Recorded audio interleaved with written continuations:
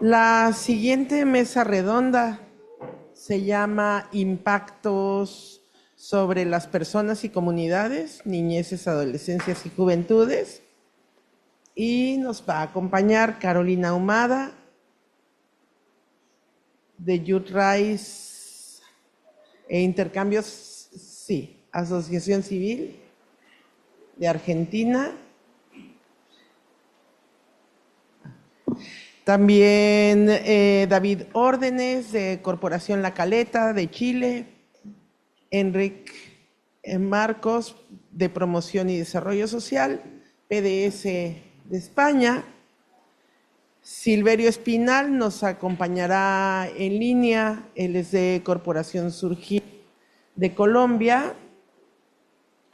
Y también están con nosotros Ana Paula Machado y Sofía de los Santos, del Departamento de Desarrollo Social de la Intendencia de Montevideo, de Uruguay. Para moderar esta mesa redonda nos acompaña Ana María Echeverría, de Encare, Uruguay.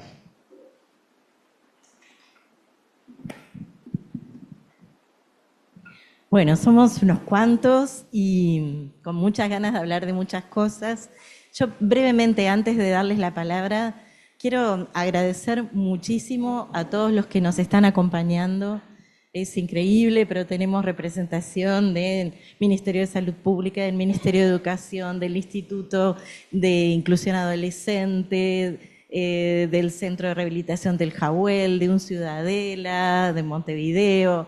Bueno, y me estoy olvidando el refugio, la AMPUD, me estoy olvidando seguramente de muchos de ustedes, OPP también, me dicen después, pero agradecer porque esto pone realmente en valor esta cuestión de que el tema de las drogas no es de los drogólogos, dicho en broma, sino de todos los que en distintos ámbitos nos preocupa el sufrimiento de las personas. Así que muchas gracias a todos por estar acá y por acompañarnos. Y bueno, y ahora con esta mesa de lujo, vamos a generar una dinámica lo más participativa posible, así que la idea es que les voy a ir haciendo algunas preguntas. Para empezar, me falta Shaila en la mesa. Shaila, del Instituto Nacional de Inclusión Adolescente, perdón. A ver si tenemos otra silla. Ahí, ¿está bien? Perdón, ahí tuvimos un temita con el programa.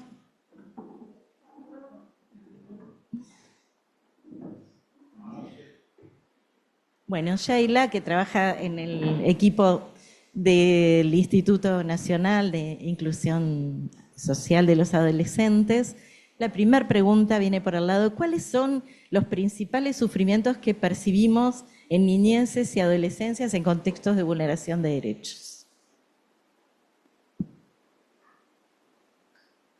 Buenas, buen día para todas, para todos, para todos. En primer lugar, agradecer desde el INISA la invitación y la convocatoria.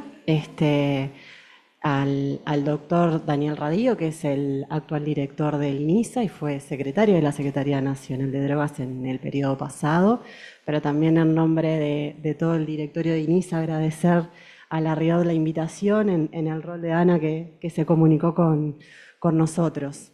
Bueno, un desafío, las preguntas de Ana cuando estuvimos hablando que dan, creo que dan como para un seminario en sí mismo, las adolescencias en conflicto con la ley penal y los delitos asociados a drogas, ¿no? Y recién en la mesa anterior un poco Pablo ahí decía, bueno, qué bueno que no estamos hablando solamente de los consumos, ¿no? Porque bueno, ahora estamos empezando a poder ver esta interrelación que se empiezan a generar.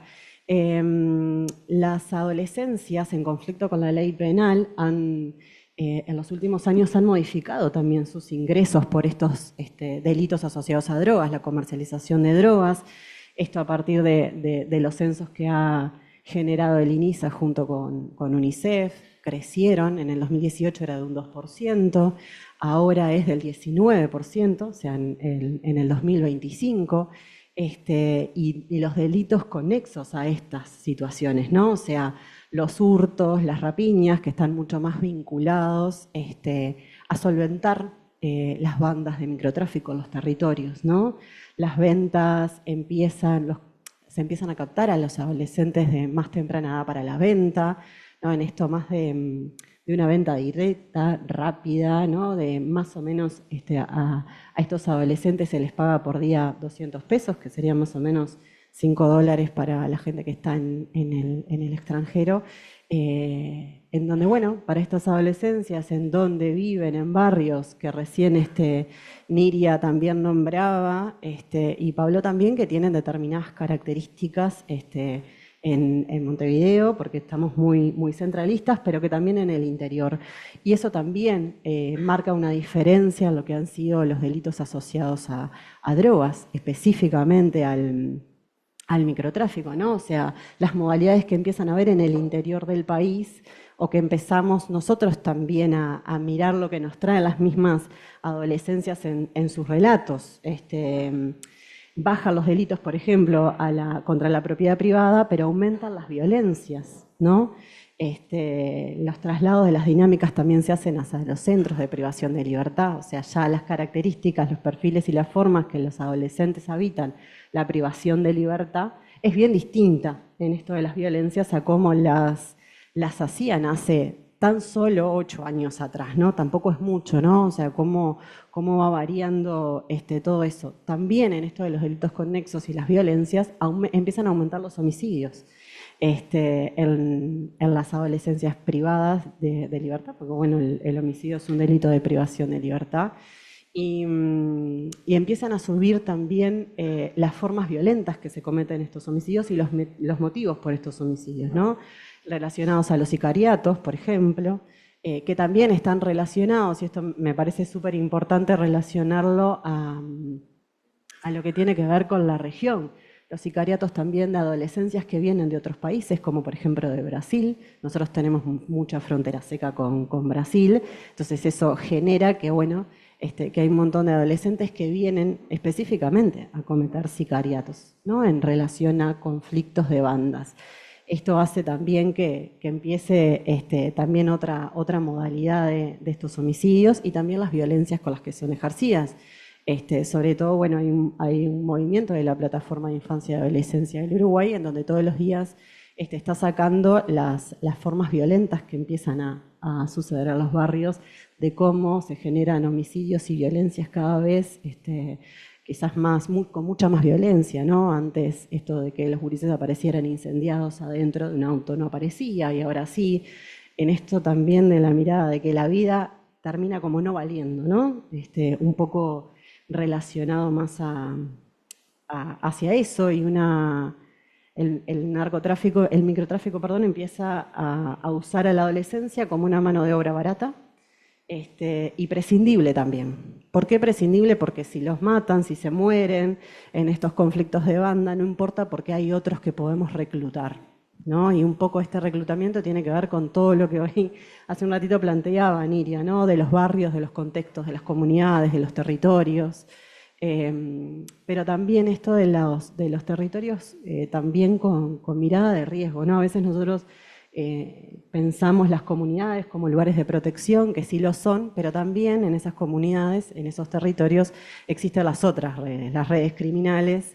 Entonces a veces también es necesario pensar, bueno, hasta dónde el territorio empieza a ser un lugar de protección, y las gurisas y los gurises no hay que pensar en, bueno, cómo vuelven, hacia dónde vuelven. Es importante volver, o sea, en el trabajo del egreso también, ¿no? De la privación de libertad, tener en cuenta bueno, ahí está su familia, ahí está su identidad, ahí están sus vínculos, pero también ahí está la red que lo capta todo el tiempo, que la capta todo el tiempo. Entonces, bueno, eso también es un nuevo desafío, sobre todo para el Estado en general, pero para el INISA, de pensar qué hacemos con estas adolescencias cuando vuelven al territorio. Gracias, Yaila. Bueno, la siguiente pregunta se la vamos a hacer a Eric y a las compañeras del equipo de la Intendencia de Montevideo, en el orden que ustedes prefieran, y es sobre todo, bueno, ¿qué preocupaciones nos traen las niñas, niños y adolescentes cuando estamos trabajando en prevención? ¿Cuáles son las voces de ellos? Bueno, Ahí, ¿me escuchan? ¿Sí? Nosotras principalmente, bueno, gracias por la invitación y buen día a todos. Cerca. Ahí va. Ahí. Y buen día a todos. Nosotras principalmente trabajamos con adolescencias, no trabajamos con niñeces. Trabajamos en contextos de educación no formal y educación formal, con distintos proyectos. En cada uno de estos, la gurizada manifiesta como distintos tipos de preocupaciones.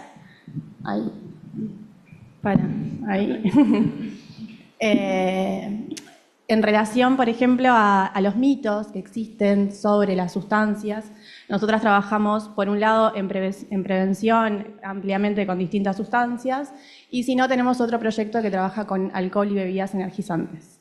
Y ahí existen muchos mitos que los gurises repiten.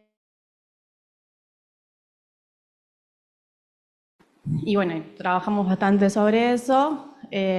También como el desconocimiento a la vez de ciertos riesgos asociados a los consumos y a su vez el conocimiento como popular de ciertas drogas. Nosotras vemos que hay conocen algunas sustancias capaz a través de, por ejemplo, grupos de música o de las redes sociales, y no son las que capaz se suelen asociar a los adolescentes, pero igualmente ellos tienen como ciertas nociones en relación a algunas sustancias, distintas sustancias. También al trabajar sobre energizantes, también hay como un montón de desconocimiento sobre los efectos de los energizantes y sobre los riesgos asociados al consumo excesivo de energizantes, que también se presenta muchísimo en las adolescencias y desde temprana adolescencia. O sea, ya desde primero o segundo del liceo, los gurises ya tienen un consumo excesivo de energizantes, tanto que hoy día en realidad ya el consumo de energizantes es igual al consumo de alcohol, que siempre fue el consumo de alcohol en la adolescencia el que más predominó, y hoy día están igualados. Y también existe una sobreestimación del consumo por parte de sus pares, o sea, de sus generaciones. Los gurises tienden a pensar que sus compañeros y sus compañeras consumen más, o sus generaciones consumen más de lo que efectivamente consumen, y eso un poco modifica las conductas de consumo. De hecho, nosotras trabajamos sobre esta percepción y, bueno, claramente suele estar afectada. ¿Qué quieres decir? Eric. Muchas gracias. Y bueno, gracias a Riot por invitarnos a participar, y realmente un placer estar compartiendo todo este tiempo con vosotras y con vosotros, y pudiendo hablar y pudiendo sobre todo escuchar y aprender. Un poco para complementar lo que planteabais a nivel de prevención, y lo intentaré aterrizar, como decía la doctora Vicardo, a nivel más micro. Haría una previa, que es desde las adolescencias. La pregunta que nos planteaste, Ana, me pareció interesante: ¿qué preocupaciones nos traen, ¿no? Y muchas veces lo más habitual, incluso diría, es que no tengan problemas, o no sientan que tengan un problema, o dicho de otra forma, no entiendan que seamos personas con las que quieran compartir estas dificultades, ¿no? Y además, pues lo que para unos adultos pueden ser situaciones o conductas de riesgo, pues desde una clave adolescente puede no serla. Y por eso, pues que me gustaría enfatizar la importancia de la prevención, en el sentido amplio de implementar programas de calidad que les permitan, pues, identificar estas conductas de riesgo, que nos permitan también generar vínculo con ellos y con ellas para poderlo trabajar de una forma adecuada, y sobre todo la importancia del trabajo en red, ¿no? El trabajo, pues lo concretaré pues en protocolos de detección, derivación, donde diferentes profesionales de diferentes áreas puedan detectar situaciones con las que podamos trabajar, pues, en espacios donde exista, pues, una escucha respetuosa hacia ellos y a ellas, y crear, pues, estos espacios para poder trabajar a nivel preventivo. Respecto a qué conductas de riesgo acabamos trabajando con ellos y con ellas, pues como comentaban las compañeras, ¿no? Realmente, pues, intentamos siempre trabajar las más cercanas, las más normalizadas. Empezamos, pues, con consumos de alcohol, consumos de tabaco, consumos de cannabis como droga ilegal más consumida, los psicofármacos que ayer también se nombraron, y aquí, pues, aprovecho para enfatizar la importancia de la perspectiva de género y entendiendo, pues, las diferentes motivaciones, diferentes efectos, diferentes consecuencias de los consumos para unos y y para otras. ¿Y desde dónde lo trabajamos? Pues intentando, como también se planteó ayer en las diferentes mesas, huyendo del miedo, ¿no? Huyendo pasar un poco del dino a las drogas una de las mejores formas para no tener problemas con las drogas, o quizá, depende de nuestra, ¿no? La mejor forma de no tener problemas con las drogas pasa por no consumirlas, pero entendiendo con esta frase pues, que hay diferentes relaciones, que hay diferentes formas de aproximarte a estas situaciones, que reforzamos siempre el no consumo entre no consumidoras, pero también damos espacio para las personas que estén más cercanas a los consumos para introducir pues, estrategias de reducción de riesgos o de gestión de riesgos y placeres, si lo podemos ver así. Cuando ya detectamos casos donde han iniciado estos consumos y queremos pues, abordarlos de una forma eficaz, pues aquí ya vamos a trabajar más desde la reflexión, no tanto de los riesgos, sino desde mis propias experiencias, cómo lo he vivido, cómo lo he gestionado, qué dificultades me he encontrado y a partir de aquí pues cómo abordarlo. Y un poco para complementar dos ideas últimas, que sé que vamos muy apretados de tiempo.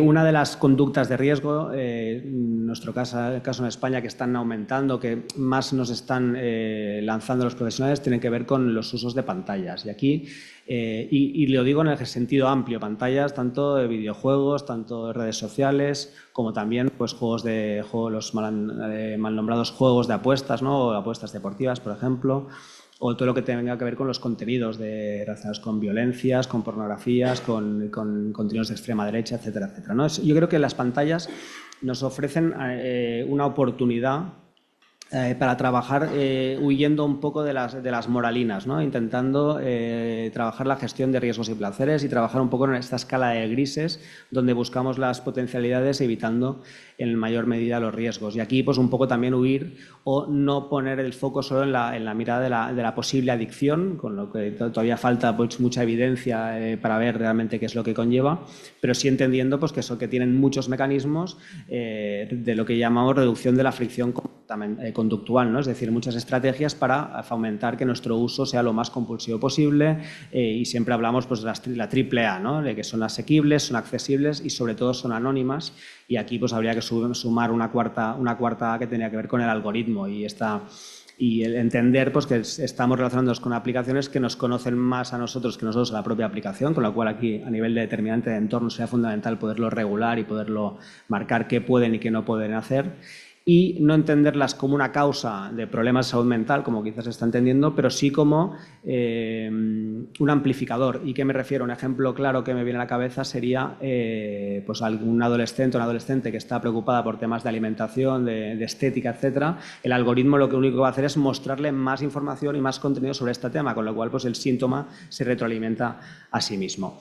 Y para finalizar, volviendo un poco a la pregunta inicial, ¿no? Desde estas adolescencias, ¿desde dónde hablamos? ¿Desde dónde los acompañamos? Pues entendiendo un poco empatizando con ellos y con ellas y entendiendo un poco cuáles son sus motivaciones. Y aquí hago autocrítica y pongo un ejemplo, ¿no? Siempre cuando hablamos, por ejemplo, ¿no? ¿Qué puede llevar a un adolescente, a un joven a querer fumar el primer cigarrillo? Pues podemos buscar infinidad de motivaciones, por imitar el comportamiento adulto, por transgresión de la norma, por rebeldía, por experimentación, por curiosidad, etcétera, ¿no?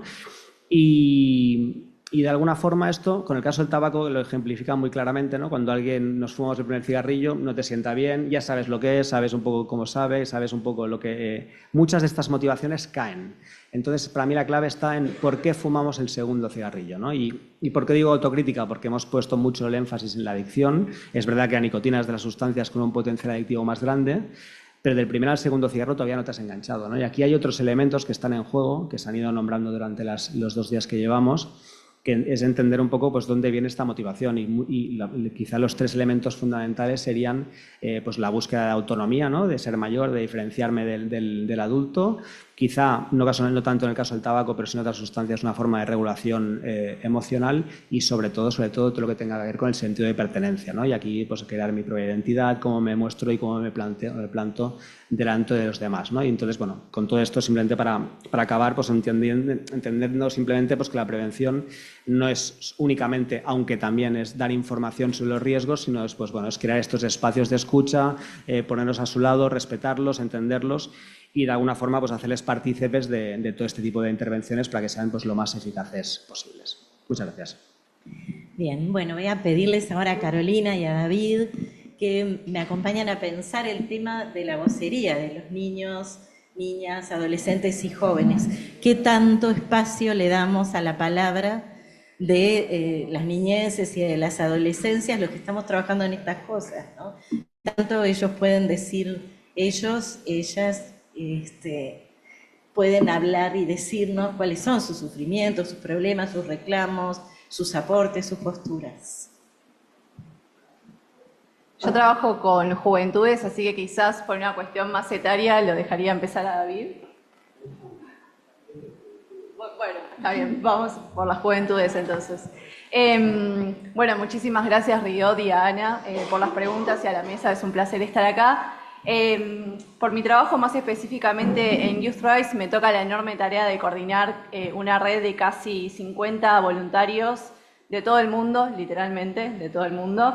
Entonces voy a venir un poco más desde la negativa o ser un poco más pesimista, porque la pregunta es maravillosa, pero también me tocó la tarea de preguntarles a ellos qué es lo que opinan, enfocado también en nuestros voluntarios más de Latinoamérica, que ellos no se sienten muy representados con el desarrollo de las políticas públicas que hablan sobre drogas, porque principalmente me contaban que como que las políticas están destinadas más a una cuestión de lo negativo del uso de drogas, ¿no? Obviamente que hay cuestiones negativas del uso de drogas, por supuesto, pero esto de las motivaciones, de por qué los jóvenes usan drogas y por qué deciden continuar el uso de sustancias, muchos decían que lo hacen desde una cuestión de placer, desde una cuestión de aumentar sus posibilidades en el término de, no sé, de trabajar mejor, de estudiar mejor y demás cuestiones. Entonces, cuando vemos cómo son las políticas en la realidad, habla mucho del miedo, de la muerte, de las adicciones, entonces ellos no se sienten representados cuando ven esas políticas en la práctica, ¿no? Entonces, por ese lado se ve como una cuestión un poco más negativa y mismo en esto de contar con su participación en el diseño y en el desarrollo de esas políticas, bueno, ellos decían que para nada, de que hay muy pocas instancias de consulta, muy poca también involucramiento por parte de ellos, o mismo también esto de, bueno, necesitamos ahí a un par de jóvenes para hacerles unas preguntas, a ver cómo podemos reformar a ciertas políticas, bueno, vení vos y vos, y esto de lo que hablábamos ayer de esto de ticking the box, bueno, tenemos ahí un par de jóvenes que digan lo que quieran decir y listo, ya está. Entonces, bueno, en las realidades no es una cuestión muy positiva, según cómo lo ven ellos. Seguimos con las gracias. Yo creo que el peor sufrimiento que tienen las niñeces, los adolescentes, es el adultocentrismo. Y el adultocentrismo que se manifiesta concretamente como una droga estructural que en el fondo pregunta, la ley nuestra dice el derecho a ser oídos, lo dice la Convención, pero en el fondo es oír, pero no escuchar de fondo. Y eso hace concretamente que la participación, que también es consultiva para nosotros los adultos, las adultas, se concretiza absolutamente en casi nada. Y eso implica realmente una transformación cultural que yo creo que requiere mucho tiempo, ¿sí? ¿Y cómo lo hemos visto eso? Nosotros nos demoramos 30 años en ajustar la Ley de Garantía de Derechos a la Convención Internacional de los Derechos de los Niños y Niñas. ¿Y qué implicó eso? Participación de niños y niñas para que hicieran propuestas respecto, diríamos, a qué querían de una ley aterrizada a Chile. Los niños se organizaron, hicieron sus asambleas y convenciones, fueron recibidos por los diputados y senadores, por ahí por el 2008, pero tuvimos el 2022 la ley. Entonces los niños y las niñas preguntan, ¿pero cuándo? ¿Sí? Si ya yo soy adulto. Después, bueno, hemos participado y hemos facilitado, diríamos, distintos procesos, diríamos, por ejemplo, últimamente en las elecciones presidenciales, que se manifiesten diputados, senadores, concejales, alcaldes, el defensor de la niñez, ¿sí? Pero son mecanismos que para nosotros son democráticos, pero que a la hora de la práctica para los niños y niñas es un juego que en el fondo no tiene sentido. Entonces la pregunta es, ¿qué estamos haciendo respecto, diríamos, a que los niños y las niñas sean parte de procesos, entre comillas, democráticos, cuando en la práctica no ven que sus aportes sean realmente elaborados? Algo pequeño. Nosotros somos parte concretamente del Consejo Consultivo de la Sociedad Civil en una comuna, porque en Chile hay consejos consultivos para todo, digamos. Todos los ministerios también lo tienen de parte de la sociedad civil y de otras organizaciones. En la cuenta pública del año 2025, el alcalde dice: recibí a los niños y las niñas del Consejo Consultivo en la reunión de agosto de tal día, punto. Esa es la cuenta pública. Entonces no aparece en la cuenta pública qué conversaron conmigo, qué me dijeron, qué es lo que logramos en la cuenta pública respecto a los resultados de esa conversación. Por lo tanto, esto es un juego macabro de la institucionalidad en el fondo, que hace concretamente que los niños y las niñas ejercitan concretamente sus procesos internos, pero en el fondo los adultos tenemos un gran desafío de la escucha activa y de ser responsable respecto a lo que los niños y las niñas. Y estructuralmente es más complejo, yo creo, porque viendo esto que también nos cruza como Riote, esto de los objetivos de la ODS, diríamos, ¿sí? En donde se dice que hubo un gran acuerdo, ¿ya? Pero en el gran acuerdo se dice que el 19% de los acuerdos han llegado, entre comillas, a cierto éxito. Y estamos cerquita del 2030, ¿sí? Y fíjense bien que los acuerdos, por ejemplo, uno de los más terribles, hambre cero. ¿Sí? Pero lo más alto son las alianzas. Entonces uno dice, ¿qué alianzas ha logrado nosotros los adultos, adultas, para avanzar concretamente en esto que decimos? En reducción de la desigualdad, ¿qué decir? ¿Sí? Objetivo 10, tampoco. ¿Sí? Se sigue concretamente que el 49% de los más ricos, ¿sí? O sea, los más ricos, el 1%, tiene la concentración del 49% de la riqueza, y el 1% de los más pobres tiene ni cercano al 1%. ¿Sí? Entonces, yo creo que los adultos estamos complejizados en relación a la realidad de los niños, niñas y adolescentes. Ya que estamos con David, aprovecho y te pregunto algo más. En Chile ustedes tienen un trabajo muy lindo con niños que tienen algunos de sus referentes adultos privados de libertad. ¿Cómo es la vida de estos niños?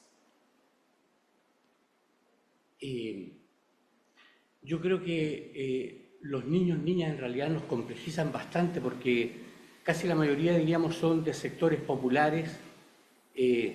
En algún momento se habla de vulnerables, pero en realidad nosotros decimos vulnerados, porque en el fondo, diríamos, yo creo que hay una gran diferencia, diríamos. Los contextos en general donde viven los niños, niñas,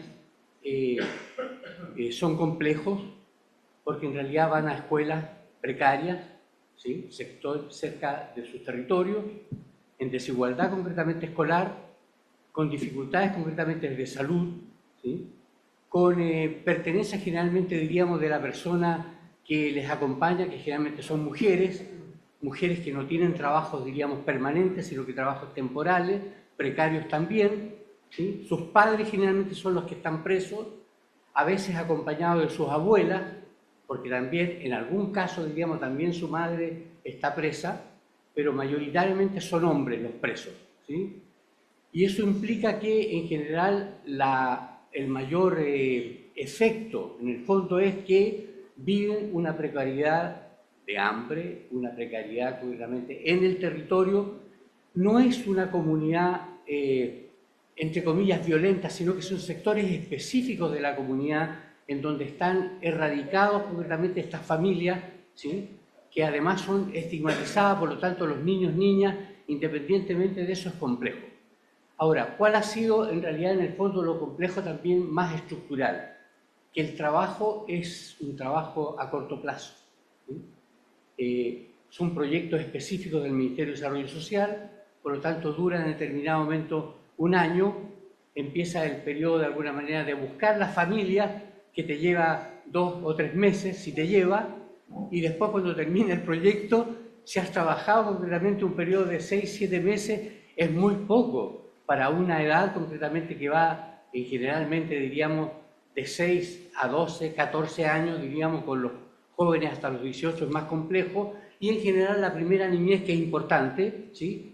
Yo creo que uno puede derivarlos concretamente, diríamos, al jardín infantil y hacer ahí un acompañamiento ya más directamente, diríamos, en términos de proceso educativo.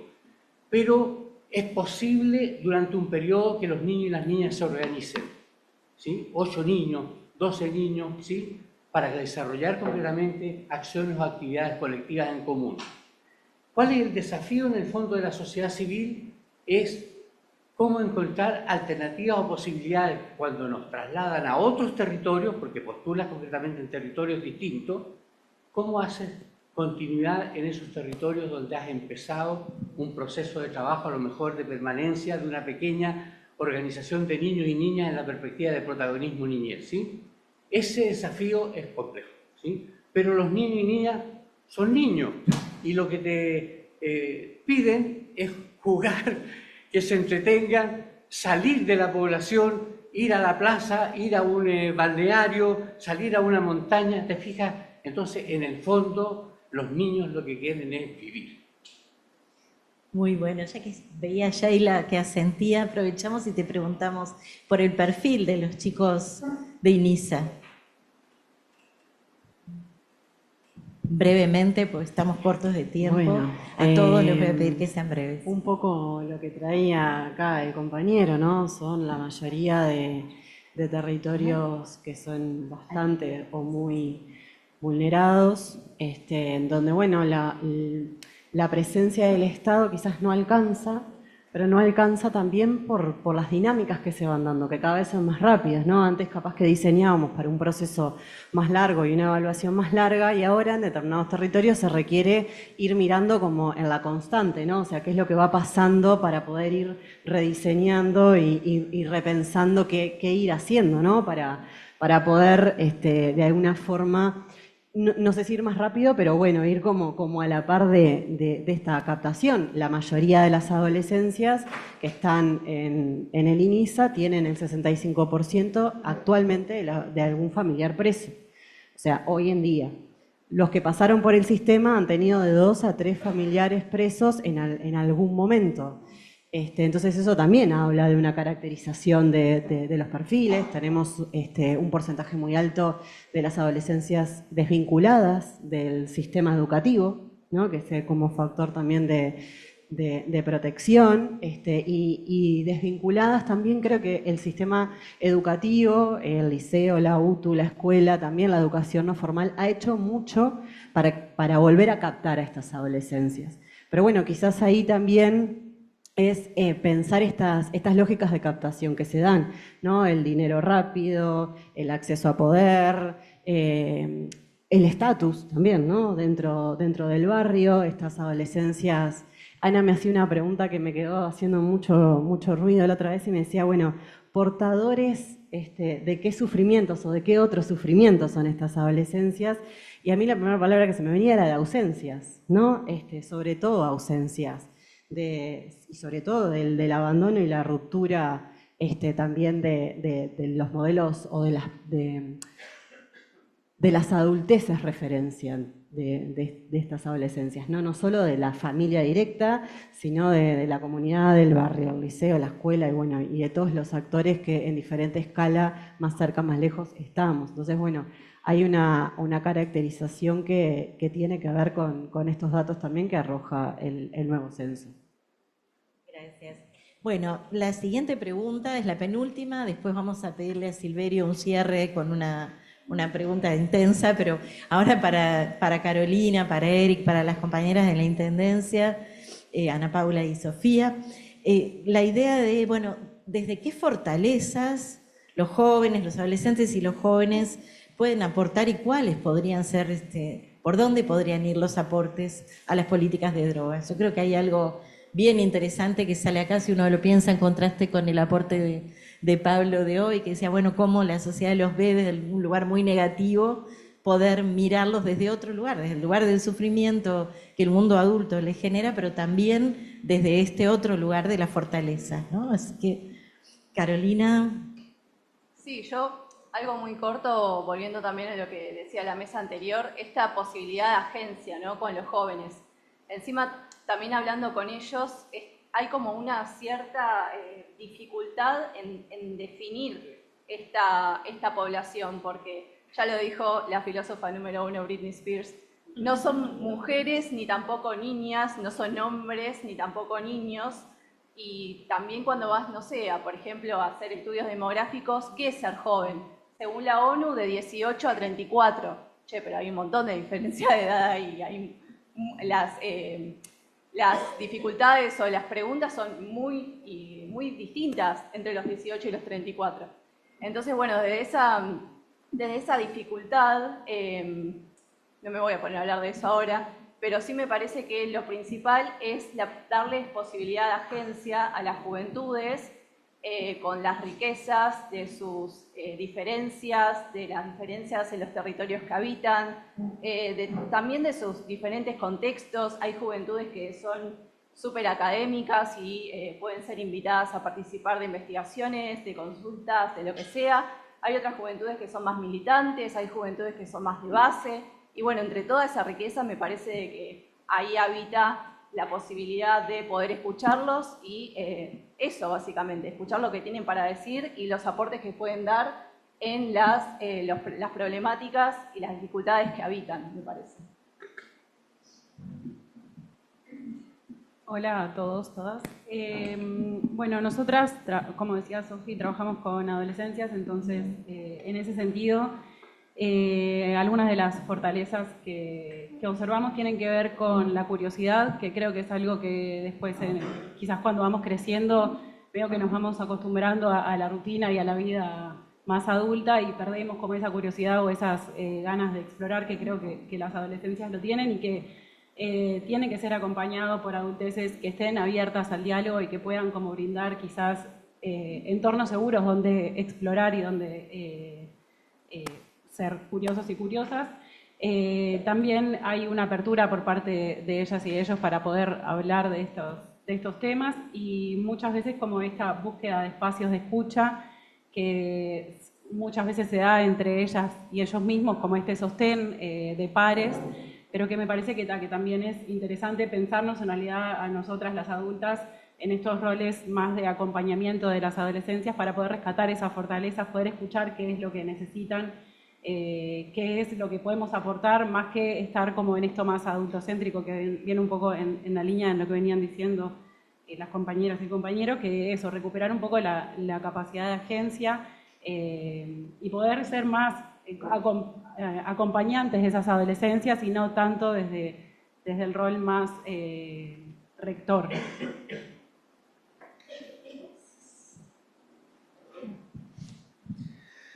Bueno, básicamente muy de acuerdo con lo que habéis planteado. Yo creo que el que decías, Carolina, ¿no?, en la primera intervención, de ser autocríticos en este aspecto es fundamental.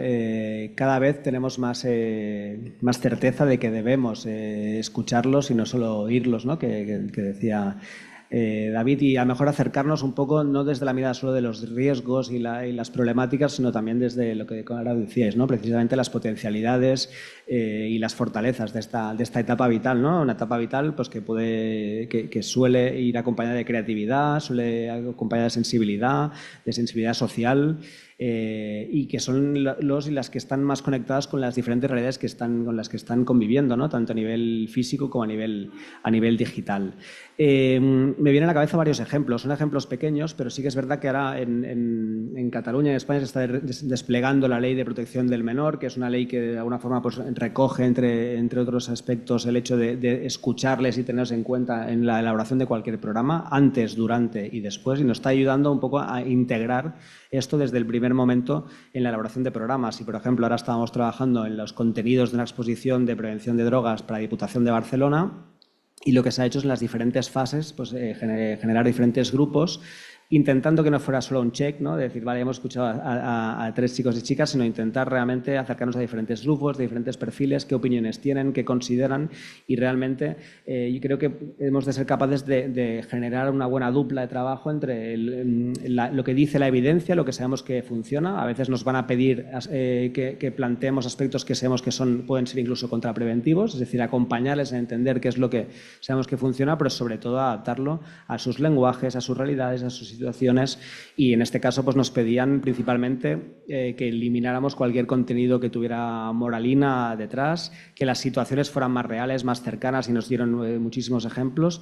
Y por ejemplo un aspecto que nos llamó mucho la atención es que les preguntábamos también sobre el formato de la exposición, pensando que, intuyendo desde este adultocentrismo que les interesaría más una exposición digital, y no, al contrario, nos pedían algo analógico y volver un poco a algo táctil y tocarlo y manipularlo, etcétera, etcétera. Y otro ejemplo, pues el año pasado justo vino mi compañero Gerard Vergés a hablar del programa Tu Punto, que es el programa que tenemos de prevención entre iguales a nivel universitario, y precisamente, ¿no? Ahora que la semana próxima será la entrega de premios, y al final es un programa que lo que busca en esta prevención entre iguales precisamente es prevenir a unos y a otros, a los que crean el material divulgativo, ¿no? Desde que se lo plantean, lo valoran, el cómo, el guión, el que voy a trabajar. Y bueno, realmente pues es básicamente darles el protagonismo y darles el espacio que merecen. Y bueno, a nivel de política de drogas, yo creo que básicamente es lo que han ido diciendo, ¿no? Un poco no entender la adolescencia y la juventud como una población de riesgo, sino como parte fundamental de la solución, ¿no? Y crear estos espacios para escucharles, para comprenderles, para ver su punto de vista, ya será en sí mismo pues un aspecto preventivo. Gracias. Bueno, para terminar el trabajo de esta mesa, a pedirle a Silverio algo que tiene que ver con los deberes para todos nosotros, y es, rol de sociedad civil, desafíos, responsabilidades, cómo afrontar todos estos sufrimientos y ausencia de determinados derechos de las poblaciones de niños, niñas y adolescencias. Listo, gracias Ana María. Bueno, un saludo para todos y todas. Yo me quiero un poco referir estamos hablando de niños, niñas, adolescentes en contextos de vulneración de derechos, pero obviamente hay otros a los cuales pues también nos deberíamos referir. Y a partir como una reflexión, quiero plantear como unas reflexiones en relación a nuestro rol o a las implicaciones que tiene para nosotros como organizaciones de sociedad civil, trabajar con niños, niñas y adolescentes en contextos de vulnerabilidad asociados al consumo de drogas. Una primera consideración es que no basta con hablar de sustancias psicoactivas, aunque saber de ello pues, es importante, y saber de ello sobre todo en la comprensión de lo que es el adolescente de hoy, que seguramente es muy distinto a como cuando fuimos adolescentes. Y hago esta acotación porque hay muchos programas de prevención que se han quedado un poco como por allá estancados, un poco como en los años 80, 90, cuando los patrones de consumo, las representaciones sobre consumos de los jóvenes y los adolescentes de hoy en día son bastante distintos. Otra consideración es que no basta con los programas de prevención estándar, aunque hacen falta. Estándar me refiero a los programas de prevención basados en la evidencia científica, que también lo necesitamos, pero si asociamos el concepto la problematización del consumo de drogas a un concepto de desarrollo, pues digamos que el abanico se nos amplía mucho más a la simple decisión de consumir o no consumir alguna sustancia psicoactiva. Y en ese sentido, pues, de preguntarnos un poco, ¿no? ¿Qué es lo que entendemos por prevención hoy en día? Es decir, si la prevención nos bastamos o nos satisface simplemente el hecho de que los niños y niñas adolescentes no inicien consumos, o queremos avanzar hacia otras variables de desarrollo como han mostrado pues, en el día de ayer, bueno, y en la mañana de hoy. Otro elemento que quería poner a consideración es, que hablando de estos jóvenes, de cómo son estos jóvenes de hoy, pues tenemos jóvenes ya lo han dicho, con mayor acceso a información, pero con mucha menos supervisión o preparación de los adultos para acompañarlas y quizás también una menor preparación de nosotros como organizaciones sociales para abordarlo. En ese sentido, pues el, el abordaje de las nuevas tecnologías pues deberá ser parte del trabajo de organizaciones sociales. Y en ese sentido, pues hay una necesidad de combinar una mirada territorial, es decir, no serán los mismos problemas de los niños y niñas de Montevideo a Madrid. Eh, Obviamente hay muchas similitudes, tener una mirada territorial y una mirada generacional en el sentido de cuáles son las visiones que tienen nuestros niños, niñas, adolescentes hoy en día. Otro elemento que quería mirar es o proponer la ampliación de la mirada de los factores de riesgo y protección. Si bien es un enfoque que muchos trabajamos, digamos que a veces corta mirada en un contexto de vulneración de derechos y allí pues el llamado pues a nutrir esta mirada de factores de riesgo y protección con una mirada también de determinantes sociales que tenga en cuenta esa relación entre consumos y problemas de desarrollo. Otro gran riesgo que tenemos hoy en día como organizaciones sociales es el de aliarnos como a enfoques punitivizantes o moralizantes que acuden al miedo como una estrategia preventiva eh, que aún hoy en día perviven, que perviven incluso en las miradas de ciertas políticas públicas y que las organizaciones sociales podemos tener el riesgo de aliarnos con este tipo de enfoques que donde tarde o temprano los niños, niñas y adolescentes se darán cuenta de nuestras mentiras y ahí quedará pues, en entredicho nuestra credibilidad. Eh, Bueno, ya por último, pues como mencionar, bueno, ya lo he dicho un poco, si los niños, niñas, adolescentes son sujetos de protección adulta o realmente son sujetos de merecedores de procesos de desarrollo integral. Y eso nos cambia un poco la mirada de lo que pensamos la prevención en el sentido clásico de evitar los consumos sino de poder generar espacios digamos, de protección, de acompañamiento, sin punitivizar o sin moralizar los consumos. Y bueno, donde muchas veces, porque todo lo hemos visto, ese deseo aparentemente loable de protección de los niños, niñas y adolescentes, pues también se convierte en una manera de moralización o de punitivización de los consumos, es decir, bajo la bandera de que debemos proteger a los niños, niñas y adolescentes, pues se generan también políticas y programas de prevención que, digamos, como que van en contravía de los derechos de muchas otras personas.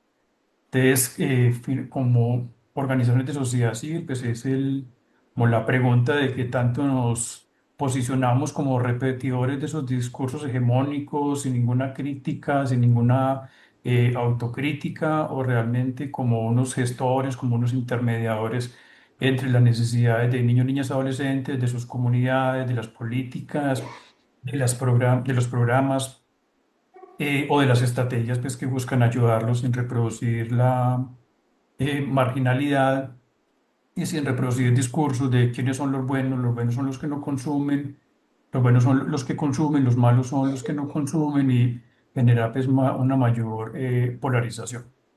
Bueno, básicamente como la reflexión que quería dejar en torno a nuestro rol como organizaciones de sociedad civil en este tema de prevención o en tema de drogas y niños, niñas y adolescentes. Gracias, Silverio. Estamos, como siempre, corriendo atrás de los horarios, pero ¿algunas preguntas?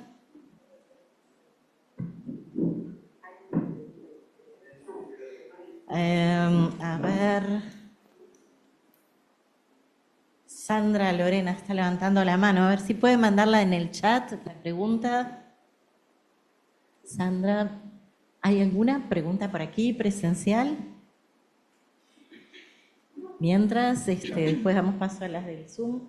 Yo simplemente algo que me queda sonando también, como a veces visualizamos las drogas como el emergente ruidoso de los sufrimientos de las niñeces y de las adolescencias, y nos cuesta más abordar otros emergentes muy duros como las depresiones, los intentos de autoeliminación, las tristezas, la dificultad de la construcción de proyectos, bueno, todas estas cosas. Las drogas es como que son vistosas, ruidosas y enseguida nos llevan. Yo ahora estoy viendo que andaba Luis por ahí, que usaba siempre la expresión de hablar de drogas es como que nos impele a actuar rápido y en contra, ¿no? Es así. Pero hay otros temas a los que de pronto los disparamos más. Bueno, si hay alguna pregunta para acá, si no, tenemos la de esta chica que estaba preguntando por el chat. ¿No? Bueno, tenemos 2 preguntas del chat anteriores que en realidad yo creo que iban para Nilia, pero seguramente igual las podemos retomar. Una es, ¿qué dificultades existen para incorporar estos temas en los programas educativos? ¿Qué les parece? ¿Alguien quiere levantar el...? Bueno, para empezar un poco la reflexión que tú hacías, Ana, para mí es muy importante, ¿no? El entender, bueno, siempre decíamos una frase, hablamos con adolescentes que consumen drogas y no con consumidores de drogas adolescentes, ¿no? Y yo creo que va un poco en esta línea de poner el foco precisamente en la etapa vital, en qué más les ocurre, además de los consumos. Y para algunos pocos, pues precisamente estos consumos, estos consumos problemáticos, una forma de demostrar algunos malestares previos que tienen que ver un poco con lo que comentabas ahora, ¿no? De temas que tienen que ver con bienestar emocional, con ansiedad, con salud, etcétera, etcétera.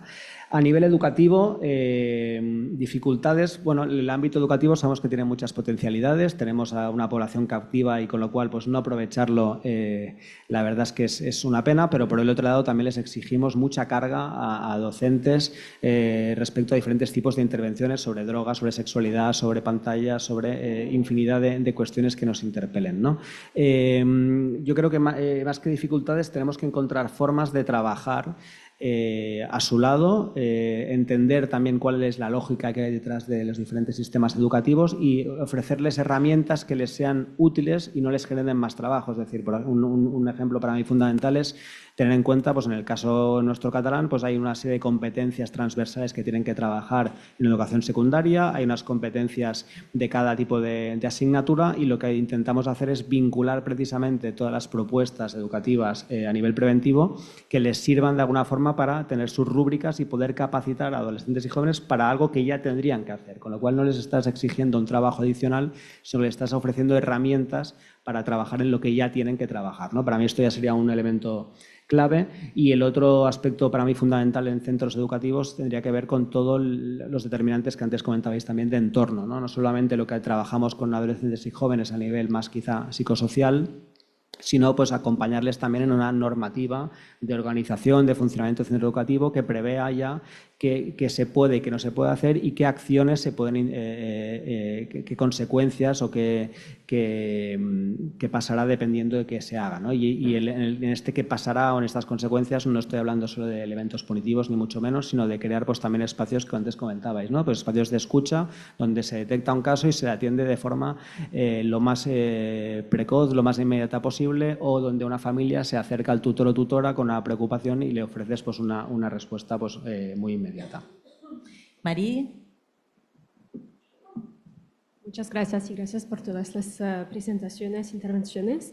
Mi pregunta es más sobre el hecho de que, bueno, cuando hablamos de adolescentes y niños, siempre ponemos el énfasis en prevención, pero, bueno, el hecho es que los niños adolescentes usan drogas, así que ¿cómo podemos mejorar su acceso a servicios de reducción de daños también? Porque se enfrentan a un montón de obstáculos, incluso restricciones, bueno, la disponibilidad de servicios que sean adaptados a sus necesidades, pero también obstáculos como el consentimiento de los padres y todo eso, y eso que tiene también que ver con el acceso a tratamiento que sea adaptado a sus necesidades. Entonces quería ver si el panel podría reflejar un poco sobre eso, porque no ha salido mucho en la discusión esta mañana.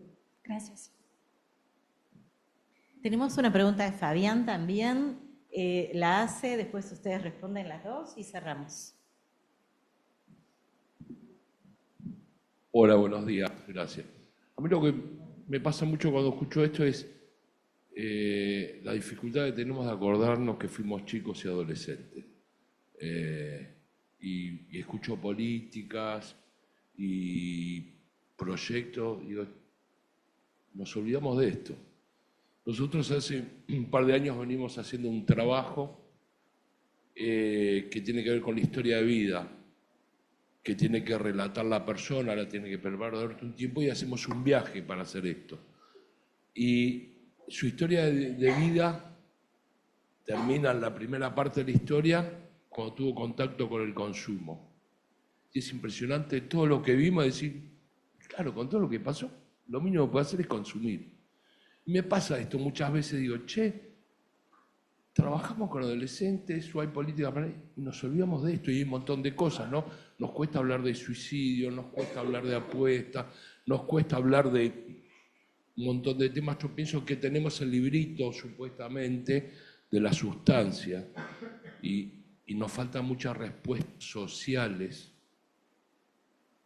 que llevan a alguien a terminar como termina, y lamentablemente con la vida cada vez aumenta más el índice de suicidio en adolescentes. Gracias. Bueno, tenemos la pregunta de Marí, que creo que Carolina... Ahí va. Sí, gracias por la pregunta, Marí, pero también medio que te la autocontestaste vos misma también con las sugerencias para poder hacer los servicios de reducción de daños mucho más inclusivos para los jóvenes. Sí, desde YouthRise tenemos como lo que sería estándares de buenas prácticas para servicios accesibles a reducción de daños, pero también accesibles en términos de tratamiento, no solamente de reducción de daños, pero sí, lo primero y principal es esto de que sean en horarios accesibles para los jóvenes. Muchas veces es muy complicado que un joven vaya un lunes a las 8 de la mañana porque o tiene que ir a la universidad o tiene que trabajar o lo que sea, o no se levanta temprano, o sea, puede ser. Entonces, bueno, lo de los horarios que sean accesibles, lo del tema del consentimiento también de los padres, hablamos para menores de edad, es una cuestión también que en varios países se necesita el consentimiento de los padres para poder acceder a servicios. En muchos de los países no hay servicios de reducción de daños, sino que directamente se va a lo que es un tratamiento o comunidades terapéuticas, o lo que es esta problemática que la trajo ayer Ernesto en su intervención, el tema de los anexos, que funcionan como servicios de tratamiento que yo diría clandestinos. No estoy muy empapada en el tema, pero por lo poco que pudimos averiguar, no son servicios muy amigables con los derechos humanos. Pero bueno, sí, estas cuestiones de la accesibilidad en términos de sus condiciones etarias y de vida, ¿no? Y también esto de que sean servicios de reducción de daños a los que los jóvenes puedan acceder, no solamente de tratamiento, porque de nuevo, muchos jóvenes usan drogas por un tema de gestionar sus propios placeres, ¿no? De acordarnos de que el uso de drogas también puede ser desde una cuestión de placer y no solamente de una cuestión de sufrimiento. ¿Algún comentario para Fabián? Estamos de acuerdo, Fabián. Feli, y estamos apretadísimos de hora por el tema de que está el café, así que muy breve, Feli. Yo no sé en los demás países, pero en España tenemos servicios de tratamiento para drogas, pocos para adolescentes, pero tenemos servicios de tratamiento. Tenemos centros de salud mental para adolescentes, pero yo creo que hay una cosa intermedia que falta para las familias y para los adolescentes, porque los adolescentes están en la edad que sabemos de curiosidad, de placer, de ponerse al límite en todo, y las familias más preocupadas pues llegan al convencimiento de que su hijo se ha fumado un canuto, es drogodependiente, por lo tanto lo llevo a un centro de drogas. O mi hijo me contesta, está mal, tal cual, resulta que un trastorno mental y me voy a salud mental. Tiene que haber un tipo de servicios, y los hay, por ejemplo en Madrid sí que los hay, que son de mediación en los momentos difíciles, sobre todo de adolescencia, y donde con pocas sesiones se llega a poder trabajar este futuro que si lo abandonas y no hay diálogo en la familia, pues puede convertirse en un grave problema de futuro. Y si alguno...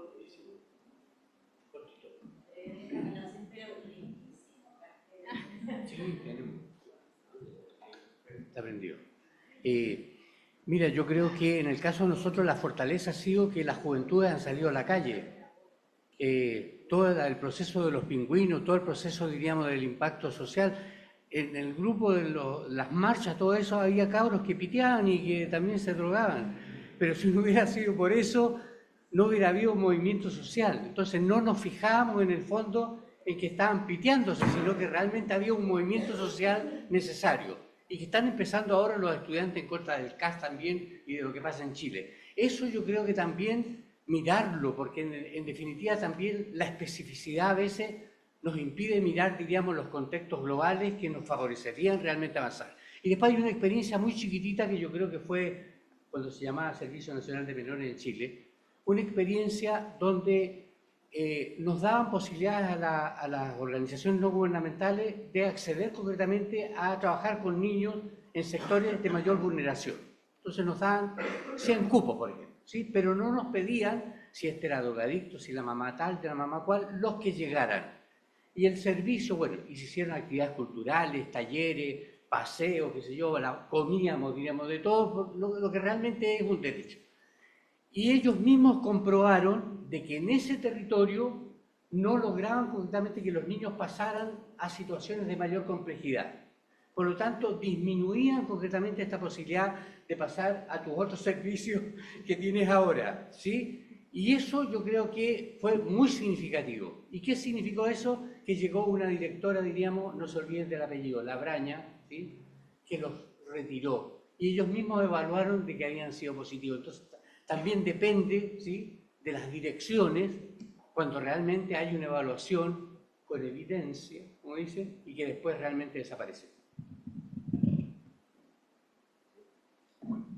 Aprovecho nada, un minuto último, pero justo para responder un poco la pregunta de Felisa y también de Marí, juntándola un poco, ¿no? Yo creo que esta idea, y justo me encajan, pues es entender precisamente la prevención como un concepto amplio. Muchas veces se entiende la prevención universal muy alejada de la selectiva indicada o incluso la reducción de riesgos, ¿no? O nos ponen en espacios diferenciados. No, todo forma parte de lo mismo. Somos diferentes profesionales con miradas compartidas, con objetivos compartidos, y esta reducción de riesgo que a lo mejor no hemos nombrado tanto, para mí forma parte fundamental de todo esto que estamos planteando. Y justamente lo vinculaba con lo que decía Felisa, estos servicios de asesoramiento, servicios de mediación, yo creo que son espacios muy privilegiados porque hacen un puente o van a caballo un poco entre los espacios más de prevención, los espacios más de tratamiento, y puedes hacer una intervención pues, corta, breve, estratégica, pero muy eficaz para evitar precisamente que las problemáticas se lleguen a desarrollar.